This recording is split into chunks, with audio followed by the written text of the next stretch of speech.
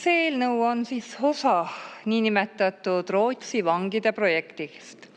Tegelikult on selle eelnõu tähendus palju suurem, et see ei ole lihtsalt vanglakohtade väljarentimine, vaid tegemist on põhimõttelise muudatusega Eesti õiguskorras ja Eesti riigi rollis. Valitsus räägib meile peamiselt Rootsi vangidest, aga kui lugeda seda eelnõu ennast, siis saab kiiresti selgeks, et see seadus ei puuduta ainult Rootsit. Kriminaalmenetluse seadustikku lisatav paragrahv 508 ütleb väga selgelt, tsiteerin, kui välisleping näeb ette välisriigi kohtu mõistetud vangistuse täideviimise Eestis, esitab saatev välisriik vangistuse täideviimiseks Justiits- ja Digiministeeriumile välislepingus sätestatud vormi kohaselt taotluse. See tähendab, et eelnõuga luuakse üldine mehhanism välisriikide vangide Eestisse toomiseks. Täna räägitakse Rootsist, homme Soomest, Taanist, mis tahes riigist, kes vähegi avaldab soovi Eestis oma vange pidama hakata. Kuulates Eesti 200 ministrit Liisa-Ly Pakostat, siis tundub, et kõik taandub lõpuks rahale, et kui palju keegi maksab, vastavalt sellele siis Eestit maha müüakse. Ja see tähendab, et Eesti hakkab looma süsteemi, mille kaudu tõesti tuleb mis tahes välisriigi kohtu poolt süüdi mõistetud isik Eestisse, kui vastav välisleping on sõlmitud. Ja eelnõu järgi hakkab Justiits- ja Digiministeerium kontrollima taotlusi, tõlkima neid eesti keelde ja saatma edasi kohtule. Seaduses on kirjas järgmine. Justiits- ja Digiministeerium kontrollib taotluse vastavust välislepingu nõuetele, tõlgib nõuetekohase taotluse eesti keelde ning edastab selle viivitamatult kohtule.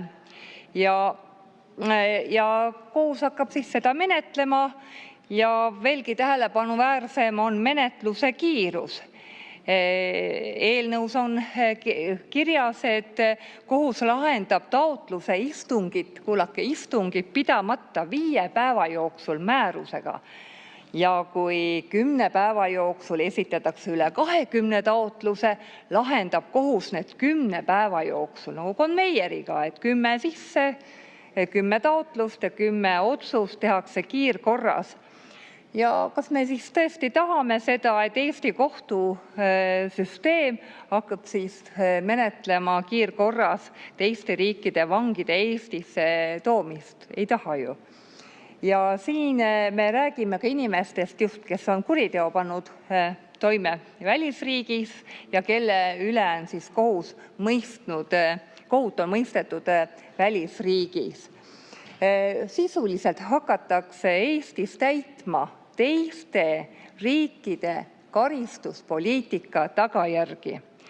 Eelnõu kõige kõnekam osa on see, et välisriigi vangidele luuakse Eestis erirežiim.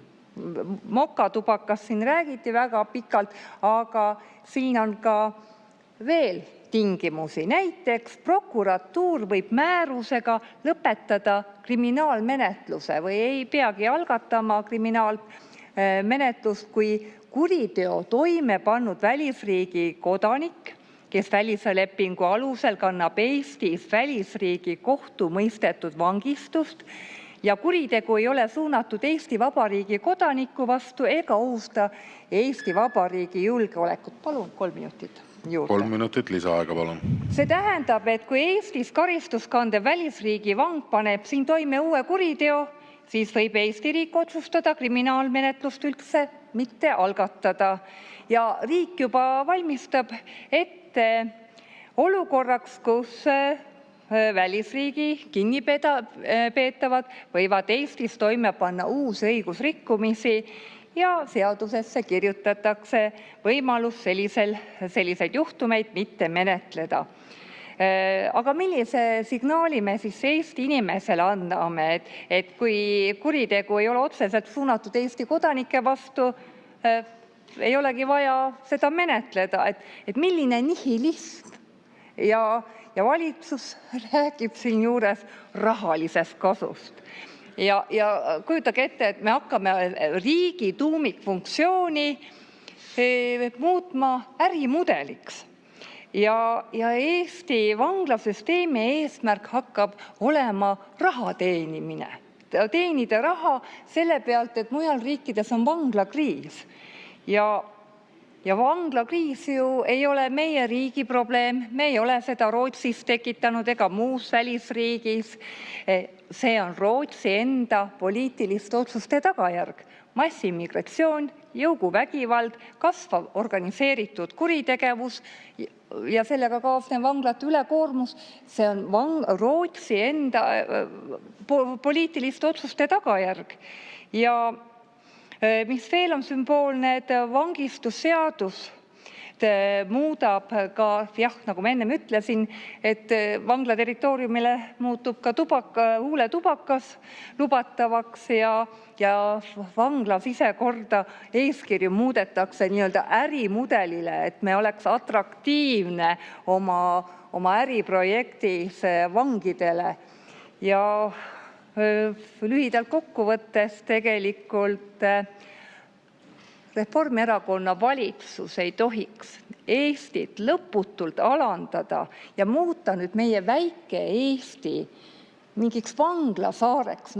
See on eriti alatu ja nii kahju on vaadata neid Reformierakonna saadikud, kes tulevad rääkima sellest eelnõust ja seda välja reklaamima nagu mingid müügiagendid. Kas teil hinge ei ole sees või? Kas teil häbi ei ole või?